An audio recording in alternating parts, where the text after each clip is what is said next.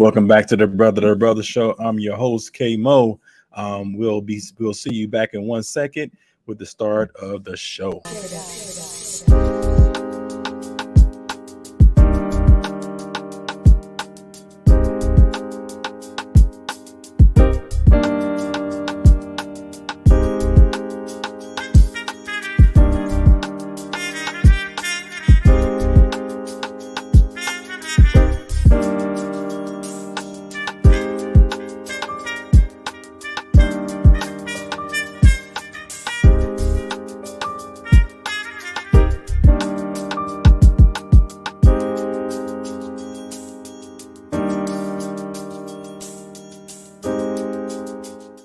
Welcome back to the Brother Show. I'm your host, K Mo, life and relationship coach and podcaster. We are having a special guest today. All our guests are special. We will be talking about welcome to Women's History Month, the month of March. And I have a gentleman on today who I've known for quite some time. My brother and an educator. I'll let him talk about himself a little bit when I put him on, but tonight we're talking about raising a daughter in today's society. You know what society looks like. It is much different than how we would necessarily raise. But I have my brother on. Brother Guy, how you doing, man? I'm doing good. How about yourself? I'm doing fantastic. I just had some lighting issues, man. We were great like 5 minutes ago, and now we can't see anything. But thanks so much for being on the show, man. I think we're going to have a really, really good conversation. But Guy, you're a husband, you're a father, you're a working family man, and you're an entrepreneur. Can you tell a little bit more about yourself? Yeah. So first, my name is Dicumbi. So if you can think of the first letter D, if you say com and then B, so Dicumbi. Last name is Geit. 48 years old. Born and raised in Houston. Been here for pretty much all my life, all in Texas. Been working in the IT industry for a minute as a project manager. But I did do a little bit of what I call my sabbatical when I went to go into the education field, which is where I met you, K-Mo. So I got been married 23 years, have 3 kids, a 17-year-old daughter and 12-year-old twins, boy-girl twins. So I'm a little bit more experienced with children than you may be, K-Mo. But absolutely. Yeah. No, but I wanted to have you on. You know, we've been trying to get you on for the past, like 2 or 3 years now. Mm-hmm. And with me having this show, we have a lot of conversation offline. And, you know, Right. I have a lot of conversation with men. One of the reasons why I wanted to start this podcast is because we would have these conversations, but it would just be, we know the information, you know. Mm-hmm. What about getting it out there to the masses? I mean, you can remember, you're old enough to remember us having conversation and listening to men of color talk, you know, having a leader amongst African Americans, and that's since not been around. So how we learned a lot from them, and we've seen, having conversation offline, how the adolescents, how the young men are being brought up, and not really having, you know, not necessarily the OGs, but guys around who are able to really listen to them and understand what they're coming from. And Right. we can have the conversation, but how do we not pass this on to the next generation? Hopefully but you have to also be at a point to receive it, right? Right. So right. Definitely thank you for being on. You could definitely talk about this subject tonight, and I want to get right into it. So as I'm real quick before you jump into the main ahead. topic, I just hit on something you just said. We were growing up, we were lacking that male model as well. You know, a lot of us were growing up. Now, in my case, I had a father in the home, but the majority of people in my neighborhood did not. So some of us had a father, but some of us didn't. We may have had uncles, but to be honest, we almost had to teach each other. Right. And we kind of learned by looking at the results of not having a father. So you would see where, you know, Lil Ray, who had no male figure to look at, you saw where he was headed and what the decisions that he made. Right. You know, so we kind of learned from each other. I'm sorry, go ahead. No, I guess what I was saying was, and I'm glad you clarified that, we grew up with a lot of male influencers.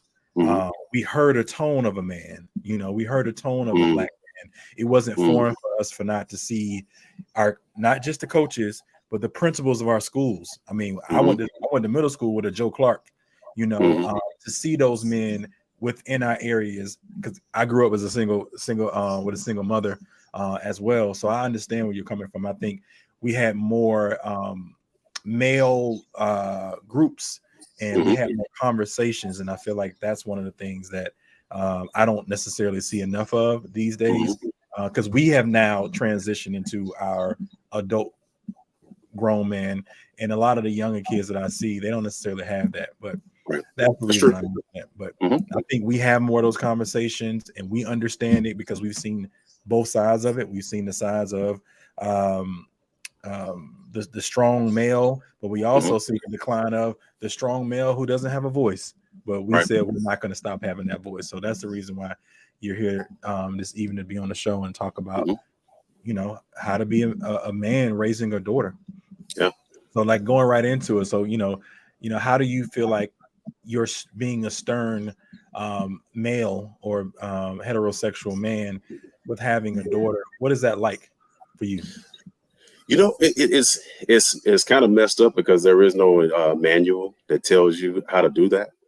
But what I have found, and just from conversation and is my experience, one thing I noticed, I think a lot of us have seen this, is that when girls are young, they really aim to please. So they will do things like make good grades. They will clean up. They will do things because they look for that praise. They really aim to please. Whereas boys don't do that. Boys their attitude is, you know, I'm going to do what I want to do when I want to do it. And I'm not saying that in a negative way. That's just how they start off. So as a father, the way I kind of tackled it was when they were much younger, and my daughters I'm talking about, when they were much younger, I would do things to just kind of reaffirm or make them feel good about the good things that they did. But when it was time to discipline, I used that base to let them know, hey, daddy's not playing right now. Right. And I also didn't nag them. So I think when you nag, it makes a child think that they have, you know, 4 or 5 or 6 different chances to do something. What do you mean by nag? I want to make sure that we understand what that means. Yeah. So nagging when you're chastising a child, nagging to me is, can you please do this? Can you stop doing that? Can you and not really showing them why they need to stop, or not stopping whatever it is that they're doing.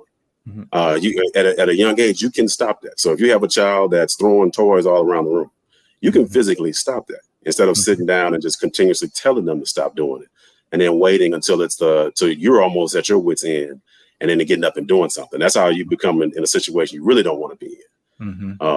But how did you do that though? How did you be firm with? Because I heard you say, I already know you're a firm person because we have a similar personalities, but how did you create that space within your family with that dynamic with your daughters? You know, because like you said, they need to be reassured, but they also need to be told like, hey, you know, no, how do you go about doing that? What does that mean by showing them? So showing them, and I'm just going to use just to throwing the toys around, right? Okay. So if we have a situation where I walk into the room and they're just throwing toys, so they're 3, 4, 5 years old, and that's what they do, right? And so I tell them like, hey, at this point, you played enough. Let's go ahead and start to clean up so we can move on to the next thing. So that next thing may be go eat dinner. It may be get dressed to leave, whatever. But, you know, most children in their minds, they're going to continue to play, right? So what I would do after I told them the first time, the second time I come into the room, I'm looking at them and I'm getting their attention. So I'm bringing myself down to a little eye level, not to intimidate. It's not about intimidation. It's about bringing myself down to that level to show them, hey, let's talk, let's communicate. I need you to understand that I'm serious. Right. At that point, they make a choice. Either they're going to continue to do it or they don't. You know, let's say that they continue to do it, then that's when the voice gets elevated. That's when, you know, the sternness really comes out. And what I found with my daughters, that's all that it really took. And I'm not saying that was 100% I worked all the time. It definitely didn't. But the majority of the time, that's all it really took. And to hit on your point that you said earlier about the voice, the bass, and children being used to hearing that and not becoming sensitive and offended when they hear it. that prepares them for later in life. Right. So I mean, that's huge. How did you alter your voice? I know you have a strong voice. I know you have a deep voice, but how did you do? We're talking about daughters now. We know we're different with boys, but how did you change that up for your son versus your daughter? So going back to what I was saying earlier about the girls want to please and the boys, they don't really care. Just an inflection of the voice, right? So when I'm talking to my daughter, it's like, hey, hey, Carly, I need you to do X, Y, Z. Don't do that. Carly, I told you to do X, Y, Z. Don't do that. So I'm changing, my tone. But my son is a little different. It's more of a, hey, don't do that. And then I get that pause. And then he's always, at a very young age, boys is testing himself with the man that's in his life. So he's trying to see. So when I let him know, and with boys and men, we're physical. And what I mean by that is we need to feel things more than just hearing it. You also need to really feel it. And so what I mean by that, with him, I would just reach out and touch his shoulder. Hey, don't do that. Or I might touch his arm. Don't do that. So he can feel some of the strength that's coming up. Yeah, absolutely. Yeah, and even as men today, I mean, we're 48 years old. I can go around a man, and I can feel if the strength is there or not. Right. You know what I'm saying? Right. I mean, I've never even heard that. I mean, I kind of think that some guys may understand. I understand where you're coming from. Break it down like that. I mean, that's awesome, man. Like, for real. Like, so how did you learn that piece? Is that something you learned? You read books? How did you go about that? Because you mentioned earlier you may not have saw that growing up. So if we're talking to young men now who have kids or about to have children or going into that stage of their life, what allowed you to understand that about what you needed to do in raising your children this way? I'm gonna be honest with you. I mean, that it was trial and error, number one. But I'm a big believer, man, in the animal kingdom. And what I mean by that is I don't care how intelligent we think we are, and how smart we think we are. At the end of the day, we're still animals. And there are certain instincts that we have that we would equate to being, a member of the animal kingdom. That's just what it is. Yeah. So going back to what I was saying earlier, and this, you can walk in a room.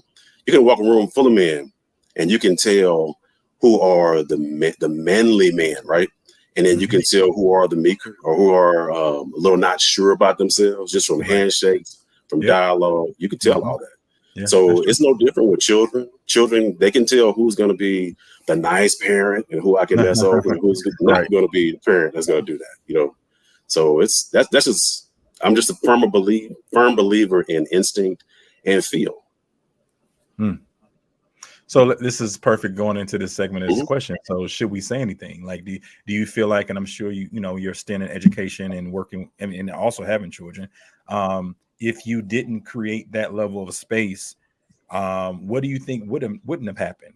Should we say anything? Should we say anything to our young ladies and what you see in society? Again, we're talking about society. What do you feel like that might happen? Like, why do you feel like you had to say that at that particular time? Now we're talking about grown women now, right? I mean, we're talking about, almost adult young ladies, right? What made you have that thing at an earlier age with them? So the question of should we say anything? 100%, you have to say something. You have to. You can't be that father that feels like, hey, I go to work. I make sure that we have a roof over our head. That kind of thinking doesn't work if you have no interaction with your children. You have to say something. So going into kind of what you were hitting on. So if you look at what I would say from ages 0, from the day they're born till they start hitting that puberty stage, that's one section of a female's life. And then from puberty on to, pretty much graduation in high school, that's another section. And so going into that, to me, that point from puberty to graduate from high school is crucial when it comes to a girl understanding or a young lady understanding how a man should treat her, how a man should talk to her in certain instances. So to give you an example of what I mean by that. So if I'm talking to you because I like you, my conversation is one way, my tone is one way. If I'm talking to you because I'm just friends with you, my conversation is one way, my tone is one way.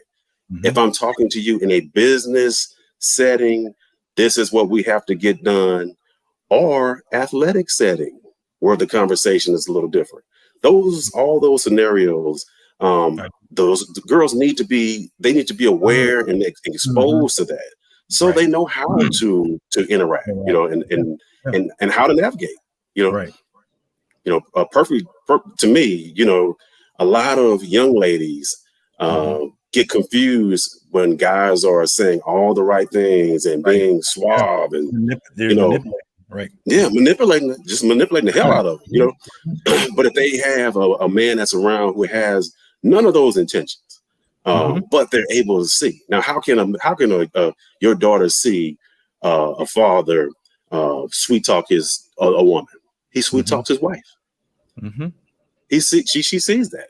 She Mhm. sees how I interact with my wife. She sees Mhm. how I compliment her. She sees how I'm saying things to her to make her feel good about Mhm. being the woman that she is. That's how the Mhm. daughter knows that. And Right. how can the daughter understand how a man and a woman can have an argument that is civil? Mhm. You have What a husband or wife. I'm sorry. what does that look like with people outside of your immediate family? What have you seen the consequences with that and them not creating that space, not Mhm. creating this level of education and understanding about how to interact with one another so that they're not like so because they're listen, we all know this. I mean, we grew up a certain way, we understand life a certain way. A lot of us didn't have or see that growing up, or a lot of us chose not to do those things, right? Mhm. So you gravitate to what you're wanting to be. Mhm. That said, we weren't perfect. We probably, all of us try to do something sneaky because when you get in your teenage years, that kind of just kicks in. Oh yeah. What do you feel like is some of the things that you feel like you've seen within them that you taught them at an earlier age that you can say, "Oh, I'm glad I did that. I understand that's my child," as opposed to Mhm. looking at other people how they raise their children around that same time.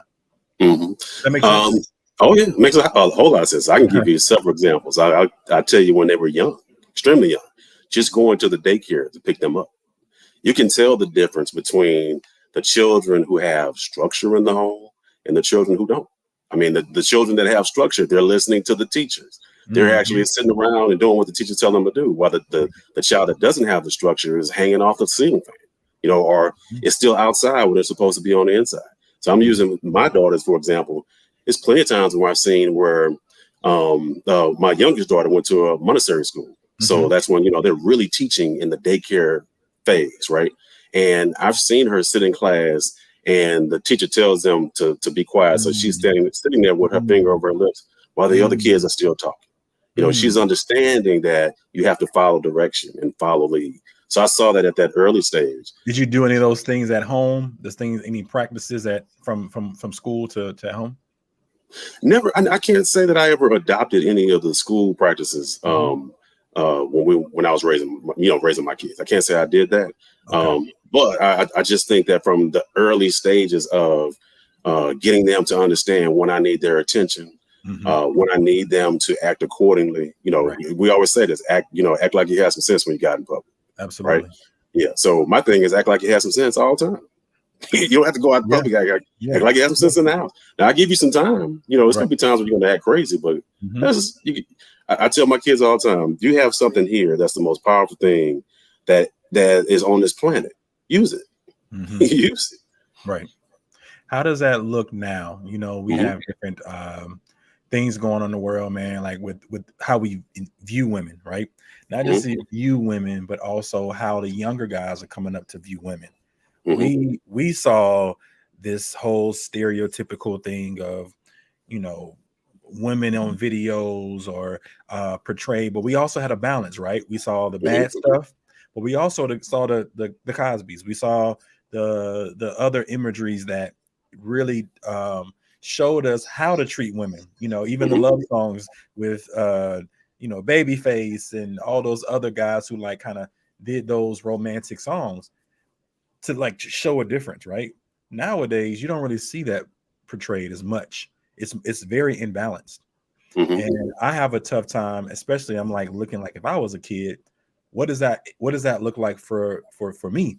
mhm, I may be coming from a good home, but if I'm not seeing that out there, or how do I go about seeing that? That's why I always tell my friends, I really believe people need to still.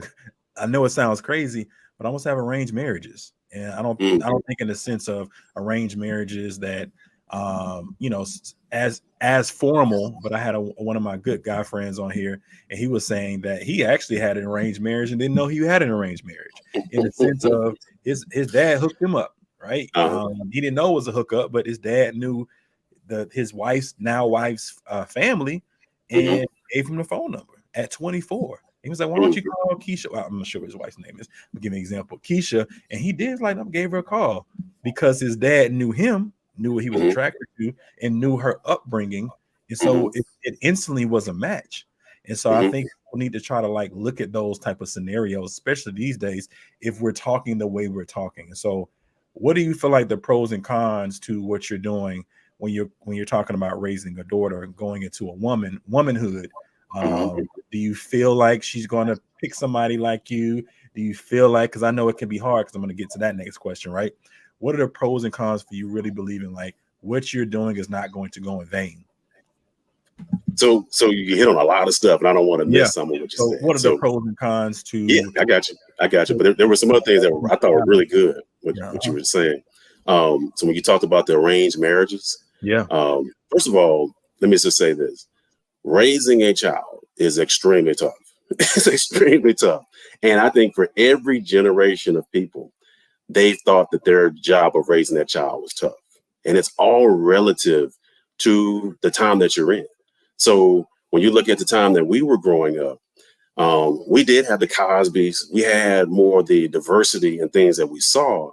But if you ask our parents and our grandparents, they would say that our generation is experiencing crazy stuff, and they don't know how they can raise a child during this time. And so as a kid growing up in that time, we didn't know anything different, right?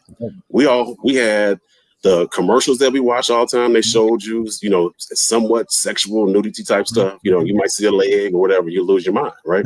Right. That's prohibited. Yeah, the squiggly line. That's what I call them. Right. Or you might get a hold. Nothing was on after 11 o'clock at night. Right. I was just telling my daughter that. And and then back then you might have a dirty magazine. Somebody may have. Now, right? Yeah. Now you have. Your dirty magazine is Instagram, Snapchat, straight up internet. People watching, I don't want to say stuff on your show, but it's a lot of stuff. But the thing is, this is what's normal to them, right? So each generation of parents is having to deal with this. This isn't really new, to be honest. But how do you navigate that, right?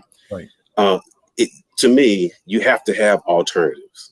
Okay, so. One thing I always say, an idle mind is a devil's workshop. So everybody's heard that, right? So you can't allow a child to just sit idle and leave them to their own, resources where they're just doing whatever they want to do. And that's what happens with a lot of parents. That's a good one, man. Absolutely. I totally believe in that. Yeah. And so I've always thought like that. Yeah. Yeah. So to hit on when you talked about the arranged marriages, everything the things you were talking about, what you're really saying is we don't have the village. If you have the village, things will be different. However, we're just in a different time. We've gotten away from the village. And whose fault is that? We know whose fault that is. So that's a whole other conversation. Yeah. There's a master plan in place. So the village was destroyed. I'll just say it like that. Right. So now that we don't have that village, you're not going to have the father who has a young lady he can recommend to his son because he doesn't have the village to even see the young ladies to recognize, right? And the same thing for mothers and fathers for looking for a young man for their daughters. Right. You don't really have that, so it's very difficult to do that. Going again back to the village and that idle mind. If you have other people who are participating in the rearing of your child, those times with the way society is today, we all got to work. There's no question about it. We have to work. We have to do something that brings in a substantial amount of income for us to just live a decent life. I'm not talking about just like balling out of control, but just to live a decent life. We have to do something that's going to get us substantial income, which requires more and more time away from our children. Right. In the past, when we were not around our parents, who were we around? Our grandmothers. Mm-hmm. We were around our cousins. We were around people who kept the mind kind of active, right? Mm-hmm. So again, what do we do in a time like this? You have to keep them busy. So when they're not in school, you find programs that you put them in. My kids, it's an automatic requirement. I don't care how, if you're terrible or super good, you have to be in some kind of team sports situation or just some kind of team extracurricular activity situation. Mm-hmm. You can't, there's no, being on your phone all day. We're not doing that. Right. We limit that time. I don't understand how an 8-year-old has a phone, right? I had a relative that came over for a weekend, and she was 9 and had a phone. And when it was time to go to bed, and I said, "Hey, you got to give up the phone," she had a mental breakdown. Right. It was ridiculous. Right. That kind of thing. That's again, those are parents who are allowing unnecessary things to babysit their kids because they don't want to do it. And I understand you're tired, but you also made the decision to have kids. Yeah. So when you make that decision, you have to dedicate your life to that. You got 2 jobs. Mm-hmm. It's the family and whatever job you have that provides you with the income. Yeah. Yeah. I definitely believe in the structure, man. I think that's, again, with this, again, we talk about structure. That's like a bad word. I've heard you two things, structure and discipline. Those 2 things I think are super duper hard to kind of hear. What do you feel like? How do you balance that? Like, how do you not become what I'm going to pull up right now? You know what it is already. How can men in a society where your kind or the way you talk or maybe like your strategy is almost a dinosaur type of thing, prehistoric, like how do you go about creating that space for your family, especially your daughters who may be a little bit, when the world is a little more sensitive? How can men not be the villain in these situations? As we all know, and I would admit to this as well until I became a young man, I would say closer to 30, understanding that during Women's History Month, I can actually say that I always took my mom's side for the most part because I didn't understand. She was my nurturer, she was my unconditional. She did everything for me, or I assume she did everything for me. How do men kind of take that back or create some level of balance? So so as they go and matriculate into this world, like you said before, right? Before it was like maybe you didn't listen to your dad, or you kind of did things on your own, but you have other people around you who are similar mindsets. Now those similar mindsets aren't really around anymore, or the way you're raising your family is a certain way, but they get out there and they're almost odd and different, right? So how do you create that balance and not be like, or push them further away? I know they're going to come back at some point too, but how do you do that? How do you feel like you've been trying to balance that? Or hell, maybe you're not doing it. Maybe you're just saying, I'm going to be who I am and stand ground to what I believe in so that I know what's best for them in this new society that we live in. Okay. So I'm going to hit the part about the villain part. I want to go back a little bit about the structure part that you brought up. This is very important because this is when I 100% truly understood children and structure. When you and I met, I was working at a charter school and I got a chance to work with some these kids were pretty rough. Not even gonna lie to you, they're pretty rough. And so it was my first time teaching, no experience, all that. So it was kind of crazy, right? But I noticed that whenever the way I handled the kids, if I handled them with structure and expectations, it's almost like they thrived off of that and they wanted it. And I'll never forget, and this is a little example, I'll never forget, one of the students came up to me and he said, "Mr. Guy, why is your desk so junky? Why is your desk not in order?" And I looked at it and I thought to myself, well, because I'm always dealing with y'all, so I just throw stuff on the desk. But he was noticing that and he was saying those exact words. Why is it junky, not in order? He was looking for structure, and I should have been showing him that, right? So that's when he said that, I went home and I thought about it. Like, man, that's what these kids thrive off of. You and I both played sports. That's how we thrived in athletics. That's why coaches are the celebrities on everybody's campus. No matter how they talk to you, no matter what they do to you, if they're a good coach, I'm not talking about the bad ones, but if they're a good coach, they're like the celebrities on the campus. They get all the respect. Mm-hmm. So that's one of the reasons. So going back to the villain thing, right? Mm-hmm. That is the $1 million question. Mm-hmm. How do you balance being this hard disciplinarian and then at the same time being this gentle, caring person that's attentive to your needs and not pushing you away? Mm-hmm. Okay, that's very hard. So my two daughters, two Mm-hmm. totally different people. Right. I have got to handle them two totally different ways. Okay. My oldest daughter, I almost have to, I'm going to say a lot of instances, but in more instances than my youngest daughter, I have to allow her room to make the mistakes. Mm-hmm. I have to do that. I tell her, hey, don't do this. Like she's 17. So as far as me yelling and screaming, I don't even do that anymore. That's not, it doesn't work at this age because they feel like they're grown. They're grown. Yeah, in her mind, she's grown. So the best I can do is just say, hey, this is what I would do. This is how you should do it. I give you a perfect example. And this is just about how teaching a child how to socialize and network. So I always tell my kids, make as many friends as you can. You don't have to like them, but just make friends because in the long run, you may need people for certain things. So my daughter transferred high schools. She gets over there. I'm asking her, hey, you made new friends, da da da. She keeps talking about the one person that she's made friends with. Okay. And she hangs out with the one person. Mm-hmm. And so I told her, hey, you got to make more friends than that. You got to hang out with more people because the one person may not be there later on. You never know what could happen. Mm-hmm. 2 weeks later, she and the one person not friends anymore. Yeah. Right. But I can't fuss at her and yell and say, hey, you better do this. She has to learn on her own. Right. My youngest daughter is very observant and listens. So I just tell her everything that I can tell her. Mm-hmm. When I'm driving in the car, I say this all the time. If you're driving around with your kids and you have that idle time, a lot of people will say, well, the kids should read a book. That would be great. Like if that's a fancy word if everybody could do that, right? Mm-hmm. But kids would prefer to be on the phone. They prefer to be doing something that's not involved with interacting with you. So when I'm riding around in the car and, being in Houston, you drive everywhere. So we're riding around in the car. I am having constant conversation. The radio is turned down. I'm having constant conversations with them, whether they want to listen to it or not. Right. Mm-hmm. My oldest will try not to listen and act like she's not listening. Mm-hmm. My youngest will be just right on board listening to everything I'm saying. Mm-hmm. But as far as I'm concerned, my oldest, you may try to attempt not to listen to it, but you're going to absorb it. Yeah. Your brain, I tell her all the time, your brain never stops working. Right. It never stops working. I can say all kind of stuff. You can act like you didn't hear it, but your brain did.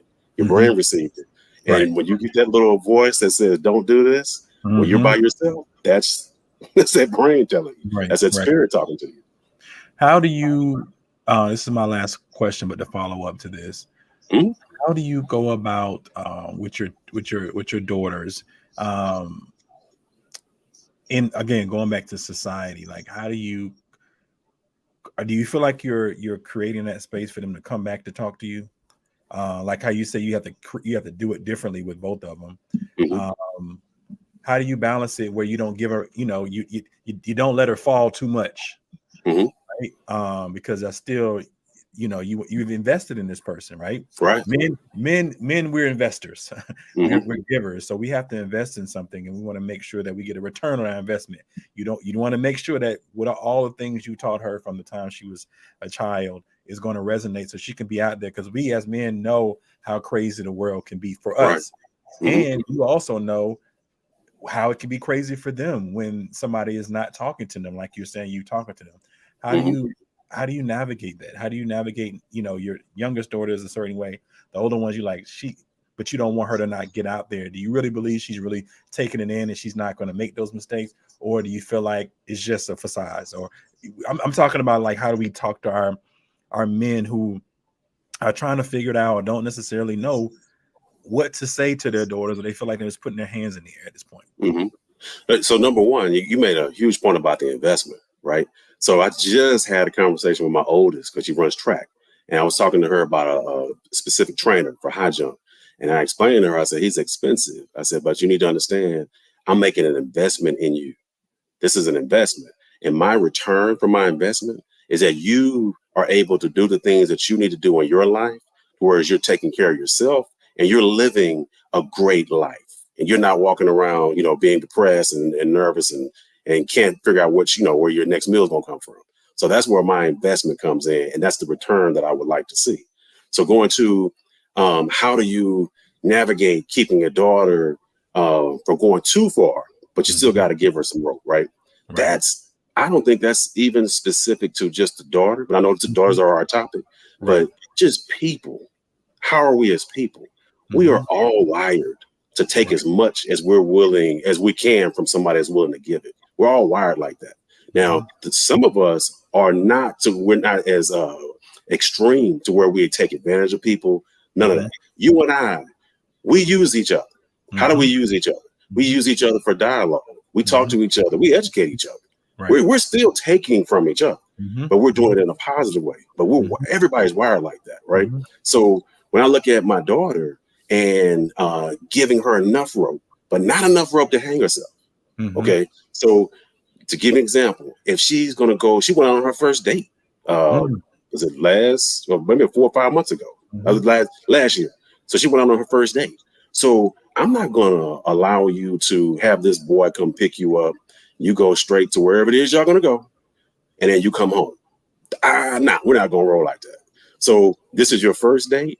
I'm going to meet the boy. I'm going to meet the boy's parents. I'm actually bringing you to the spot that y'all are saying y'all going to, right? I'm also going to look at, because they went to the movies and went and got something to eat. Okay. So show me the receipts from what you did. You should be done in a certain amount of time. Right. And let me explain to you why I'm doing that. And I tell my kids this. In life, in order for somebody to trust you, it's not automatically given. You have to earn that. You have to earn it. So you do the necessary things to earn it. The next time you go out, this last weekend when she went out, I didn't ask her for anything because you supplied it the first time and you didn't give me any problems. Yeah. So and so I tell my kids all the time. This is a quick story. When I was in high school, we used to go out to Galveston for Memorial Day, and I think it was Kappa Beach Week. Something was going on, so we're out there, and typical fashion, it's a shooting. Somebody gets killed. Okay, so back then we didn't have cell phones. We go to the payphone. So I go to a payphone and I call my mother and I said, "Hey, we're getting ready to leave the beach. Can I go to the bowling alley with my friends right over here, like on Main Street?" And she says, "Yes, I'm so happy you called me because I saw on the news that someone was killed." I didn't even know anybody had been killed. Right. I didn't even know. But what I learned from the experience is that if I tell my parents, "Hey, this is what I'm doing, A, B, C, D," I can do A, B, C, D, E, F, G as long as they know. So I instilled that in my kids. You be transparent, you be honest and trustworthy, you can get more and more of that rope. And that's what those girls. I mean, well, go ahead. It's because it's a cruel world out there, but go ahead. Yeah, man. I'm gonna wrap it up, but I'm gonna add something to that. Just like you said that, something came to my mind. I feel like that's so vital because even in that story, I thought about, I was kind of raised the same way. Even though I didn't follow it to the T, that was in me. I had to call. I'm saying that because as I've gotten into my adult years, I use that same thing. I use that same level of communication. And it's weird to me when somebody's not like, "Well, why aren't you call?" It's almost a level of disrespect. And for you, what you just said, it's almost disrespectful that a child is not calling you because you don't have to be worried then. If I'm late to something, I'm running 15 minutes late, I expect to do the same thing in my relationships. So what you're teaching her subconsciously, you probably know it already, you're teaching her how to become an independent person in a relationship where she can navigate that in that space. Right. So, thank you so much, brother, man. I know we're going to talk offline, but just this material in itself, hopefully we can continue to do this. If there's any type of, I know you're not really on social media like that, but if anything last thing you want to say, you're welcome to say it, and we'll close the show out. I just want to say, man, I appreciate you putting me on the show. I know it's been a long time coming, and I by no means am I an expert on raising kids, by no means.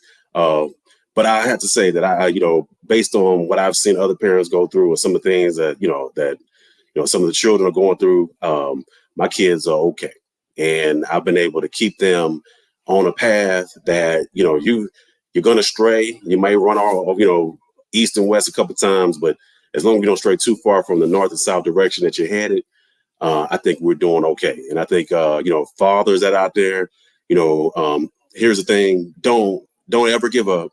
Don't think that you're being vilified and you just put your hands up in the air. Understand that that person, no matter how old that child is, they're always still going to be your child, and you as a father still have a responsibility and a duty to that child.